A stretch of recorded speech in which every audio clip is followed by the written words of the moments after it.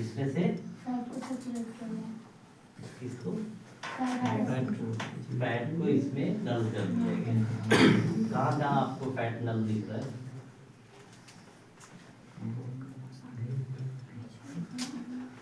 तो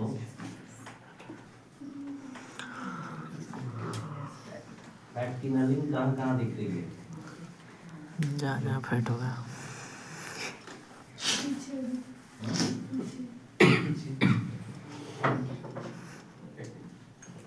आंसर क्या होना चाहिए हर जगह? फैट एक एक सेल्स में होता है ना। अगर आप टाइम इन्वर्जन 50 से 150 52 200 के बीच में रखते हैं तो फैट का क्या होता है? RFLs लगाएंगे उस वक्त फैट। तो फैट अगर नल होगा तो कहाँ कहाँ का होगा? हर जगह फैट होगा। इसीलिए आप देखो T2-8 के रिस्पेक्ट में भी मसल ये कैसा दिख रहा है? हाइपो। T1 के रेस्पेक्ट में T2 में मसल हाइपो दिख रहा है और T2 के रेस्पेक्ट में एस्टर में मसल हाइपो। ठीक है, क्यों? क्योंकि नलिंग इसमें ज्यादा बढ़ते जा रही है। ठीक है, पीछे फैट है, ये फैट तो नल हुआ ही, बोन के अंदर का फैट है वो भी नल हुआ, आगे के टिश्यूज के फैट हैं जो नॉर्मल फैट है, ये सारे नल हुए। ठीक है,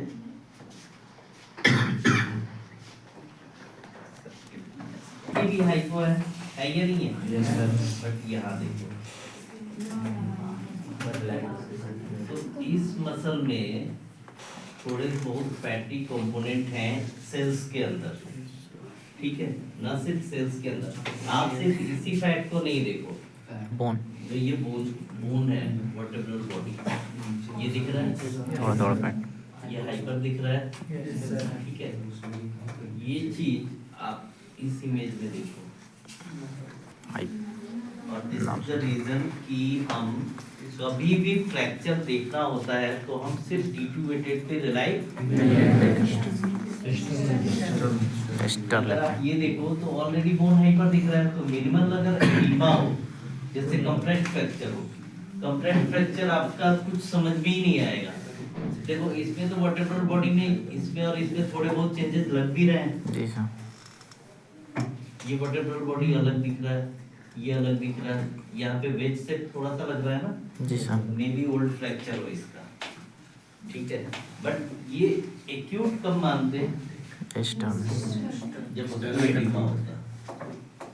ठीक है, अगर इसमें एडिमा होता तो वो एडिमा किसमें दिखता? T2-8 में आप उस पर कमेंट नहीं कर पाएंगे। हाँ, बहुत ज्यादा हो, डिस्प्लेस्ड फ्रैक्चर हो तो आप T2-8 पे ही देख के बता देंगे। इसके अलावा फ्रैक्चर के लिए आपके पास ऑप्शन है T1-8।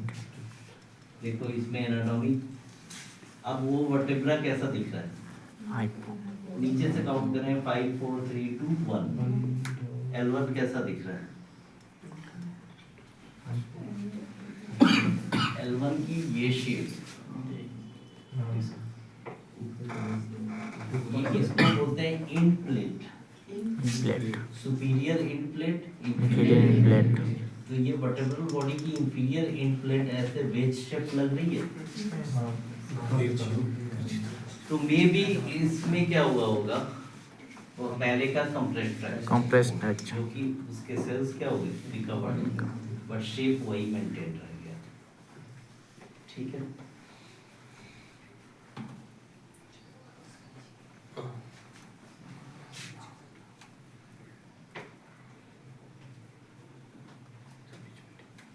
यहाँ की बात करते हैं।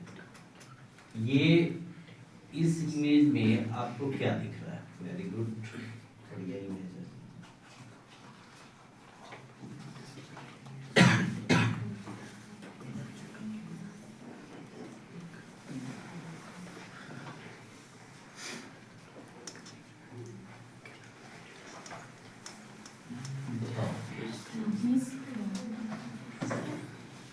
एक तो डिफ्यूज डिस्क बल्ज है, डिस्क का शेप नॉर्मल लग रहा है क्या? एबनॉर्मल लग रहा है? आमनस, कौन सी वेटेड इमेज है पहले ये बताओ। T2 वेटेड है। और डिस्क का शेप कैसा लग रहा है? ये डिस्क है या वर्टेब्रा है? डिस्क पक्का? क्यों वर्टेब्रा क्यों दिए हैं?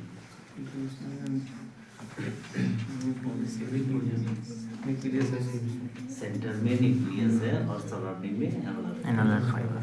यहाँ जो लोग अफवाह फैलाते हैं हमें पढ़ नहीं रहा। सेंटर में न्यूक्लियस है और एनुलर फाइबर है। अब तुम बताओ ये कहाँ गया? ये नॉर्मल डिस्क है या एबनॉर्मल है? क्या एबनॉर्मलिटी है? क्योंकि उसमें फैल गया वो किधर की तरफ देख के तुम्हें ऐसा लग रहा है कि फैला हुआ है? Left side hmm? Right side चारों तरफ मतलब diffuse disperse very good, but आपको चारों तरफ तो फैला हुआ है, लेकिन मेनली आपको कहाँ का शेप चेंजेस ज्यादा लग रहा है? किस जगह के शेप में चेंजेस ज्यादा लग रहा है? एंटीरियर, पोस्टीरियर, राइट, लेफ्ट, किधर? आगे की तरफ। एंटीरियर कौन सा हुआ? वो एंटीरियर, पोस्टीरियर, तो किधर का शेप ज्यादा? पोस्टीरियर की तरफ पोस्टीरियर लग रहा है। क्या शेप चेंज हुआ है? Hypo. यहाँ पे ये शेप कैसा होना चाहिए? कैनाल का शेप होना चाहिए, वो होना चाहिए था ना। और लंबा कैनाल होता है या स्पाइनल कैनाल होता है, तो कैनाल के शेप का होना चाहिए। तो उस जगह पे ये चीज और किसको किसको समझ में आया है? बस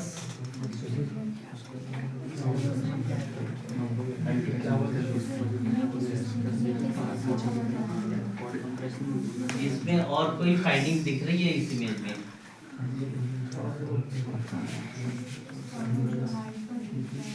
कौन सा कैनाल?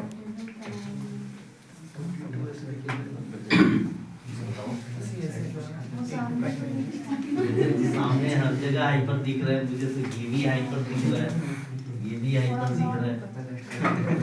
फिंगर रख के बताओ।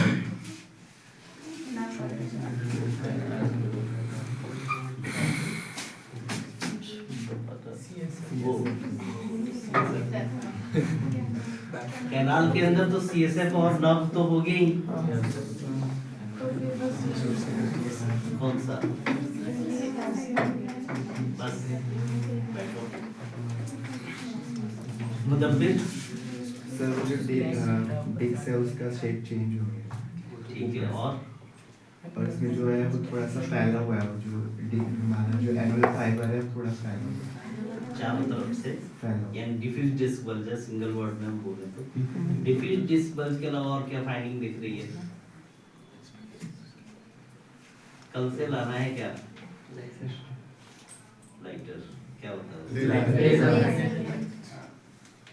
लेजर। सारा बहाना निकलेगा। कैसे बता? लेकिन आप उसके लिए वर्ड तो यूज कर सकते हो। बताओ क्या फाइंडिंग दिख रही है? स्पाइनस प्रोसेस के बगल में स्पाइनस प्रोसेस के बगल में थोड़ी सी हाइपर इंटेंसिटी दिख रही है। ये नहीं नीचे ये तो पार्शियल वॉल्यूम आर्टिफैक्ट नहीं लग रहा है। स्पाइन थोड़ा सा टेढ़ा लिया गया, तो इधर का फैटी कंपोनेंट है।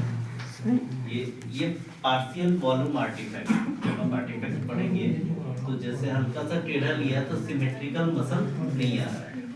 इधर में वाले मसल में यहाँ पे फैट आ रहा है। ऑलमोस्ट जैसे ये फैट है ना, बीच बीच में मसल के बीच में ये फैटी कंपोनेंट है। सर स्टेनोसिस नहीं है? स्टेनोसिस चलो यहाँ से देखना शुरू करो चारों तरफ से। ये बिल्कुल जहाँ जहाँ मेरा हाथ जा रहा है एनुलर फाइबर के ऊपर से Hypo. दिख रहा है। चारों तरफ एनुलर फाइबर एक जैसे हैं, बिल्कुल लास्ट लाइनिंग पे। हाँ। अच्छा, जिधर जैसा एनुलर फाइबर यहाँ दिख रहा है वैसा ही ये भी दिख रहा है। नहीं, क्या फर्क है? बीच बीच में हाइपर है। यहाँ पे तुम्हें एनुलर फाइबर का टीयर नजर नहीं आ रहा है। ये इसके और इसके बीच में यहाँ पे फ्लूइड कहाँ से आया और कहीं पे है? नहीं हाँ? क्या आर्टिफैक्ट है? वहाँ पे कौन सा आर्टिफैक्ट रहेगा बताओ?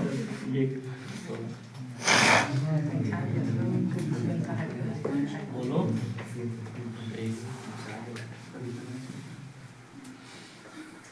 This is the case of annular tear. और ये एनुलर टीयर ये एक सिंगल एनुलर फाइबर यहाँ से डिटैच हो गया है, तो यहाँ पे मिनिमल एडिमा आपको दिख रहा है एनुलर। अब इसको देखते हैं।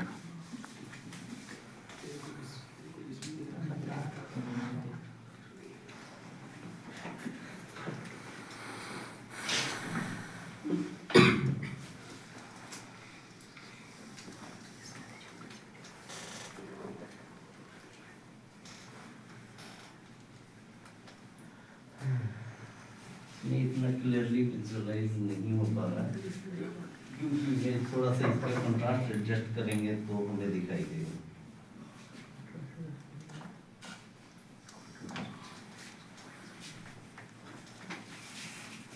ये जो हाइपर इंटेंसिटी यहाँ पे दिख रही है, ये एक इस लेवल पे और एक इस लेवल पे, ये डिस्क है। डिस्क के बाद जस्ट बाद एनुलर होना चाहिए। यहाँ पे ये बिल्कुल ब्लैक है, यहाँ पे ब्लैक है। ये ब्लैकनेस के जस्ट बाद लास्ट छोटा सा कोड के दबा रहा है। आप सैज में भी एनुलर टीयर देख अच्छा। सकते हैं। न्यूक्लियस के जस्ट बाद जो ब्लैक दिख रहा है दैट इज एनुलर फाइबर। और दो एनुलर फाइबर के बीच में अगर एडिमा आ रहा है, this is the typical case of annular tear. ठीक है। और ये सबसे बेस्ट किस में दिखेगा? पिट्यूटरी इमेज में पिट्यूटरी। दिखेगा एक्सटर्नल सिस्टम। डन। चलो फाइनल टच जिससे पूछूंगा वही बताएगा। एक बार टेस्ट हो जाए।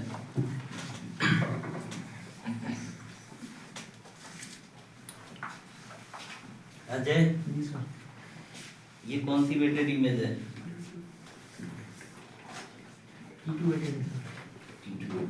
कोई डाउट है?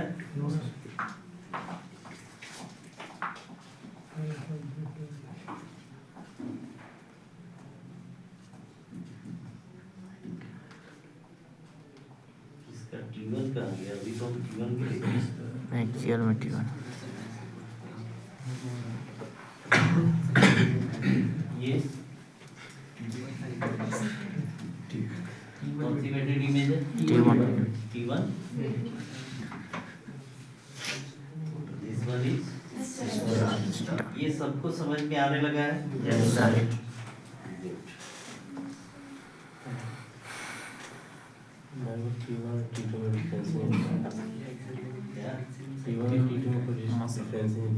T1 T2 में तुझे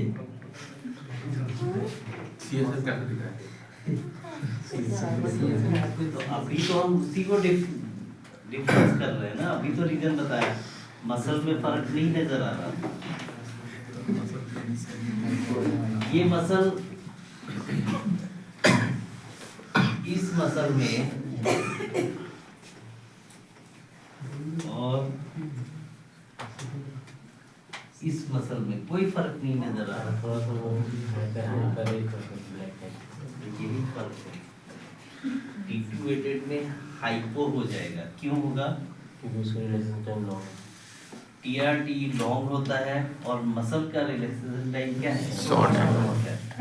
तो जब आप टाइम ऑफ रेपिटेशन या टाइम ऑफ इको बढ़ाएंगे तो जिस वक्त इको लेने जाएंगे तब तक मसल अपना मस्ट ऑफ द सिग्नल क्या करेगा? तो आपको T2 वेटेड में ऐसे दिखेंगे। इसके अलावा ये कैनाल है, कैनाल के अंदर सीएसएफ दिख रहा है, फेसेट जॉइंट के अंदर एक फ्यूजन दिख रहा है। अब ये T1 में देखो कैसा दिख रहा है? हाइपो हो गया। नहीं क्योंकि इसमें देखो इसमें पता चल रहा है, इसमें पता चल गया। क्वार्टर और वो पता चल रहा है। तो साइज में तो और कोई साइज तो और ही है। ये क्या है? T2 attend. स्पाइनल कॉर्ड है, आगे ये CSF. पीछे भी CSF CSF. होगा या नहीं? जैसे एक्चुअली ये होता कैसा है, ऐसा ऐसे होता है, मतलब आगे भी CSF होता है और सर वो कोड के अंदर काला काला क्या है? ठीक है। यहाँ की बात है, ये कॉर्ड है, कॉर्ड यहाँ पे इंटर हो गया, दैट इज कोनस मेडुलरिस, उसके नीचे कॉर्डा इक्वाइना, आगे CSF पीछे CSF, CSF और डिस्क हाइपर दिख रहे हैं, ठीक है। इसके अलावा अगर मैं मसल की बात करूं, हाइपो दिख रहा है। अब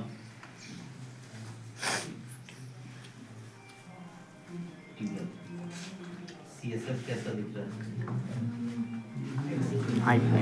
इसमें तो CSF देखो, Hypo. इसमें CSF है। Hypo.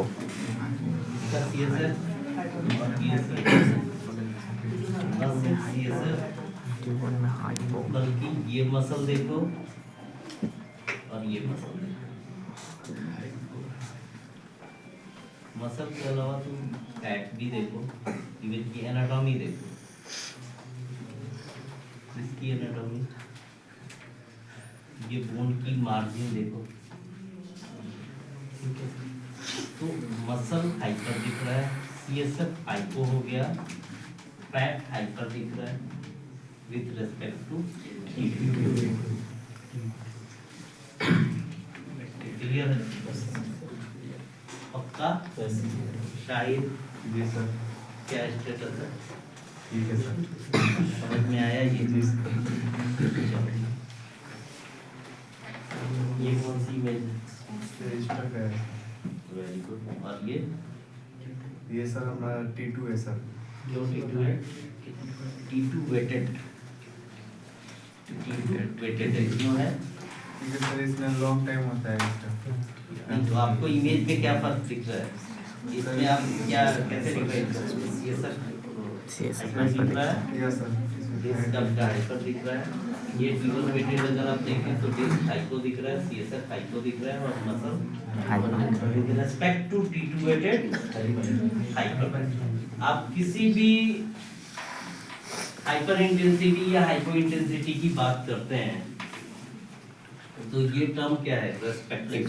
T1 और T2 के respect. हाइपर का मतलब ये नहीं हुआ कि CSF जैसा ही चमकता है, हाइपर मसल में एक दूसरे के रेस्पेक्ट में, ठीक है। अगर आप T2 वेटेड में ही देखेंगे कि जो मसल ज्यादा डेंस है, टाइटली ज्यादा Tightly अटैच attached. उसकी इंटेंसिटी थोड़ी कम कम आएगी, आएगी। और जो लूजली अटैच है उसकी इंटेंसिटी ज़्यादा है। तो with respect to each other ये हाइपर इंटेंसिटी और हाइपर डन। चलो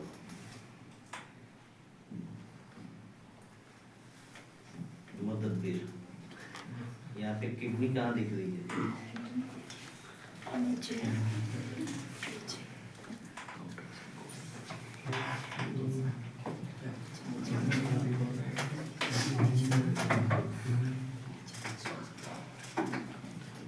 दोनों साइड सर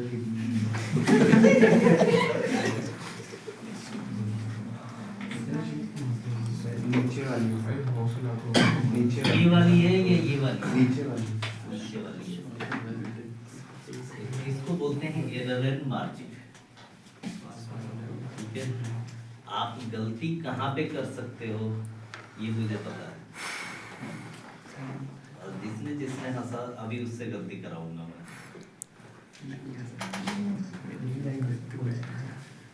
कल ही मना किया था ना, ठीक है। ये कौन सी स्पाइन है, किस लेवल पे हम देख रहे हैं? ये सैक्रम है ना, सैक्रम है और ये इलियम है।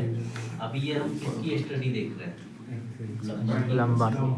लंबर के राइट और लेफ्ट साइड वर्टेब्रा के दोनों तरफ क्या होता है? मसल होता है, ठीक है। और पीछे ये जो मसल होता है ये बैक की मसल, बैक सपोर्ट का, ठीक है। तो ये दोनों ही मसल हैं, ठीक है। तो मैंने स्टार्टिंग में ही बताया था आपको कि ये श्वास मसल की ओरिजिन D12 से होती है, at the level of D12 के बाद जहाँ पे आपकी मसल खत्म हो फ्लोटिंग रिब्स इंड हो गई, यानी रिब्स का पीछे से सपोर्ट जैसे ही खत्म हुआ वहाँ से नेचर ने पीछे और आगे श्वास मसल दे रखा है। श्वास मसल से ऊपर हमारे वर्टेब्रा को सपोर्ट दोनों तरफ से रिब्स कर रहे हैं। करती है। रिब्स जहाँ पे एंड हुआ वहाँ से श्वास मसल दे रखा है, ठीक है। इतनी सिंपल गलती की वजह क्या है?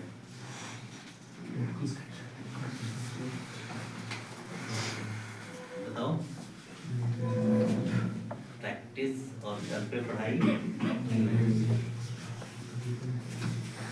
चलो, तो इसमें ये बहुत कॉमन चीज है जो आपने अभी गलती की, ये और जो भी नए बच्चे हैं सभी गलती करते हैं, ठीक है। बट जब आपको एक्सप्लेन पहले ही किया जा चुका है, ये कौन सी बोन है? स्पाइनस प्रोसेस के पास आपकी किडनी होती है, नहीं होती, ठीक है। तो आपने इंटरव्यू में अगर ऐसा आंसर कोई दे रहा है फिर क्या होगा? बाहर कर देगा, सिलेक्शन होगा। और ऐसे आंसर की उम्मीद आप रखते हो? बच्चे ऐसा आंसर लेके आए हैं आप ही के क्लास के, मतलब जो यहाँ पढ़ के गए हैं वो,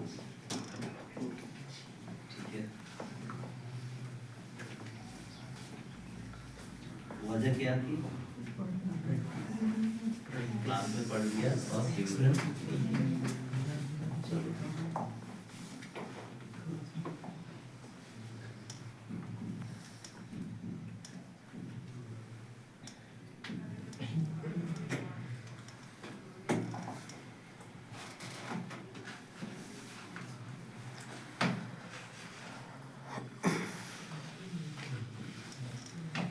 चलो, इसमें आपको न्यूरल फोरामिना दिख रहा है?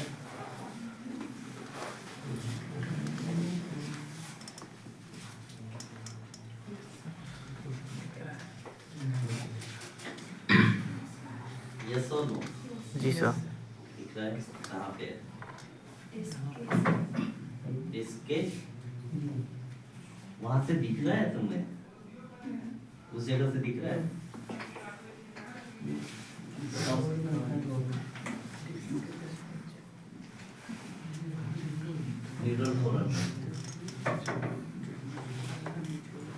न्यूरल फोरामिना की प्लेस बताओ, उसका कहाँ होता है neural foramina?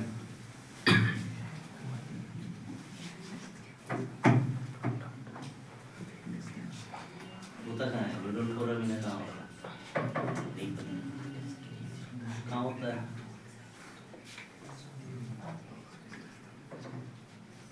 Intervertebral neural foramina का काम क्या है?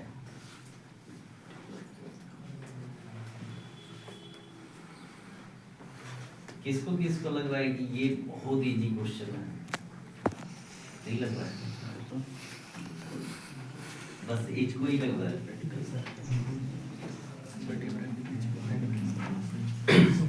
ना होना चाहिए न्यूरल फोरामिना।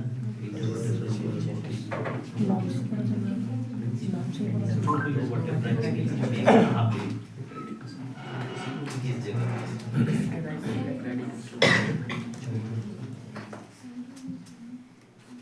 बताओ। नहीं, तो एंटीरियर और पोस्टीरियर कोई ना कोई एनाटॉमी होगी ना। तो एंटीरियर एनाटॉमी कौन सी है, पोस्टीरियर एनाटॉमी कौन सी है? गर्मी मुझे ही हो रही है या तुम लोगों को भी हो रही है? हो रही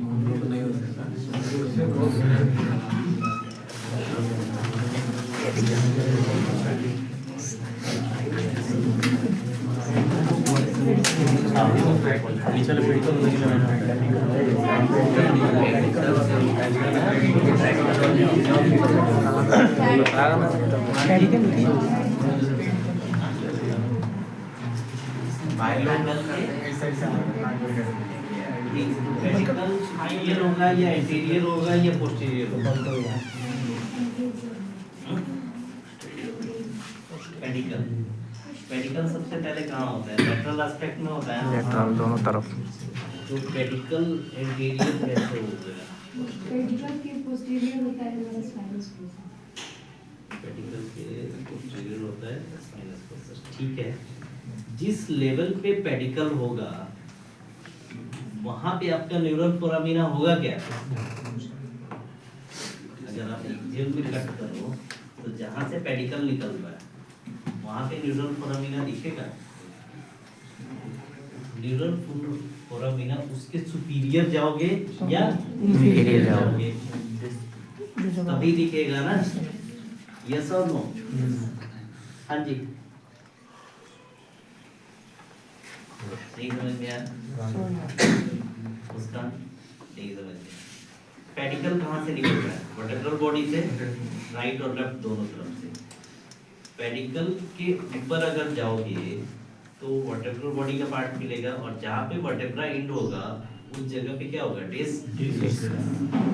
उस डिस्क के बाद दूसरा वर्टेब्रा आएगा, फिर उस वर्टेब्रा से एक और पेडिकल निकलेगा, ठीक है। तो सुपीरियर पेडिकल, इंफीरियर पेडिकल। दोनों पेडिकल के बीच में डिस्क के जस्ट सामने क्या होगा? Neural foramina. स्पेस बना और उसी स्पेस से क्या निकलता है? छोटे छोटे नर्व निकल रहे हैं। इसलिए उसको हम बोलते हैं intervertebral. Intervertebral. One more thing, आगे डिस्क है वैसा। और पीछे क्या होगा? लिगेंड। पेडिकल से एक इंफीरियर फेसेट और पेडिकल से एक सुपीरियर फेसेट। तो डिस्क के जस्ट पोस्टीरियरली राइट और लेफ्ट दोनों तरफ क्या होंगे? Facet joint. जहाँ पे पेडिकल होगा वहाँ पे आगे वर्टेब्रा होगा, पीछे लेमाइना ट्रांसवर्सल पेडिकल। अगर आप ऐसे सीधा सीधा डिस्क जिस लेवल पे है वहाँ पे आप कट करेंगे तो उस जगह पे आपको पेडिकल दिखाई देगा नहीं। वो तो राइट और लेफ्ट दोनों जगह खाली है। पीछे आपको क्या दिखाई देगा? फेसेट। ये डिस्क है, ये डिस्क है और ये फेसेट जॉइंट है। ये कौन सा फेसेट जॉइंट है? सपना। ये कौन सा फेसेट है? ये और ये दोनों फेसेट जॉइंट है या नहीं है? राइट फेसेट और लेफ्ट फेसेट। ये कौन सा फेसेट है?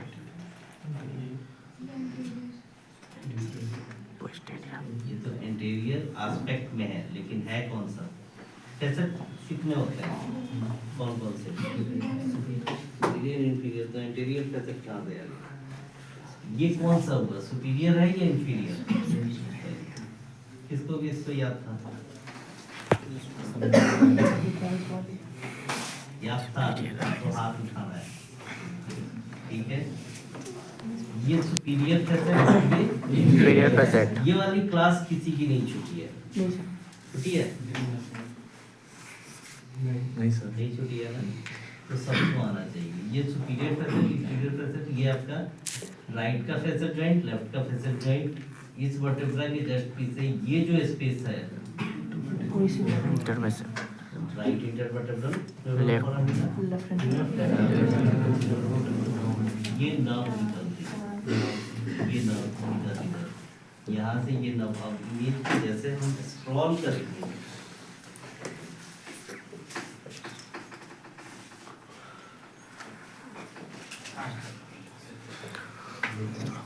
ये दिख रहा है, ये नर्व निकलते हुए जा रही है। देखो यहाँ से देखो,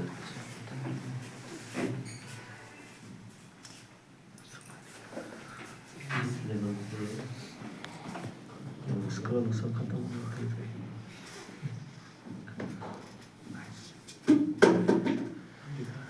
ये नर्व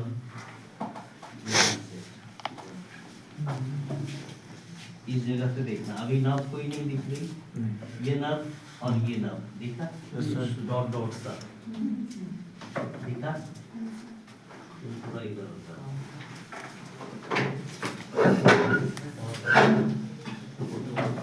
ये नर्व और ये नर्व, ठीक है। ये दोनों नर्व आगे बढ़े, आगे बढ़े, आगे बढ़े,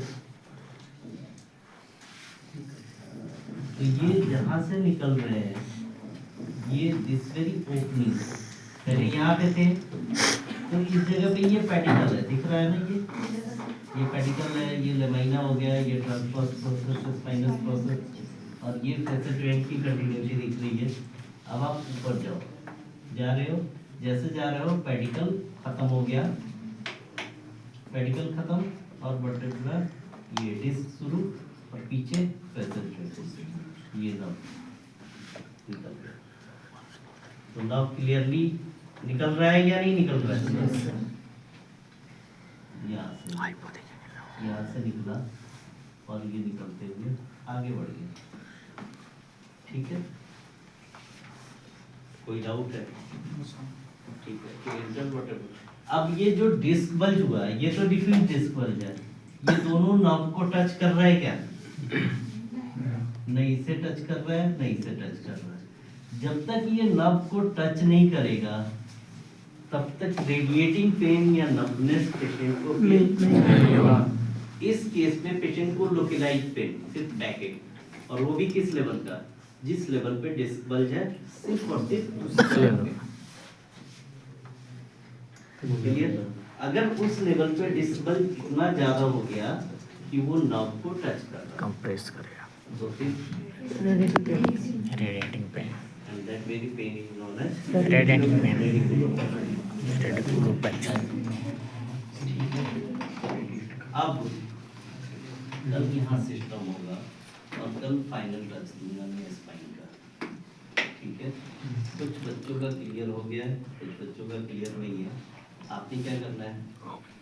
प्रैक्टिस करनी है।